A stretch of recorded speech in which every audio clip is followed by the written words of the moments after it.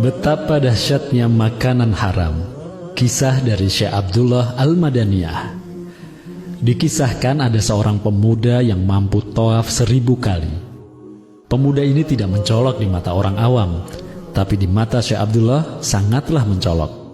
Setiap hari pemuda ini diperhatikan oleh Syekh Abdullah sembari menghitung, dan subhanallah, tawafnya pemuda ini memang benar 1000 kali. Lalu Syekh Abdullah mendekati pemuda ini dan berkenalan, kemudian mengajak pemuda ini ke rumahnya. Pemuda ini seorang yang alim, tidak curiga, ia selalu berhusnuzon kepada Syekh Abdullah. Saat di rumahnya, Syekh Abdullah menguji pemuda ini dengan menghidangkan makanan yang syubhat. Pemuda ini pun menyantap makanan yang diberikan Syekh Abdullah.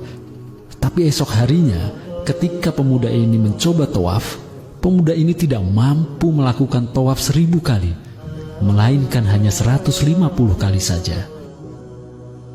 Syekh Abdullah kembali mengajak pemuda ini ke rumahnya. Beliau kembali menghidangkan makanan, namun kali ini makanan yang haram. Pemuda tersebut tetap tidak merasa curiga, hanya kemudian akhlak pemuda ini merosot jauh. Ia lebih suka marah-marah, sholat pun tidak tepat waktu. Ketika pemuda ini mencoba tawaf, ia tidak mampu tawaf 1000 kali atau 150 kali. Ia hanya mampu melakukan tawaf 3 kali, dan itu pun sambil malas-malasan. Syekh Abdullah pun mendekati pemuda ini. Kali ini bukan menguji pemuda tersebut, melainkan mengobati pemuda tersebut dengan memberikan makanan yang halal. Dan subhanallah, pemuda ini saat kembali tawaf mampu melakukannya 200 kali, dan seterusnya, terus bertambah jumlahnya hingga 1000 kali. Akhirnya Syekh Abdullah berkata kepada pemuda tersebut, "Wahai hamba Allah yang soleh, maafkan aku. Sesungguhnya aku ingin mengujimu karena rasa kagumku kepadamu yang mampu tawaf 1000 kali." Tak disangka pemuda ini ternyata seorang wali. Ia menjawab perkataan Syekh Abdullah yang tersimpan di hati beliau. Pemuda itu berkata, "Aku tahu engkau mengujiku dengan makanan yang engkau berikan. Demi Allah, ayahku tidak pernah memberikan kepadaku rizki dari perkara yang syubhat, apalagi haram." Syekh Abdullah pun tersenyum. "Wahai pemuda, kau bukan orang biasa.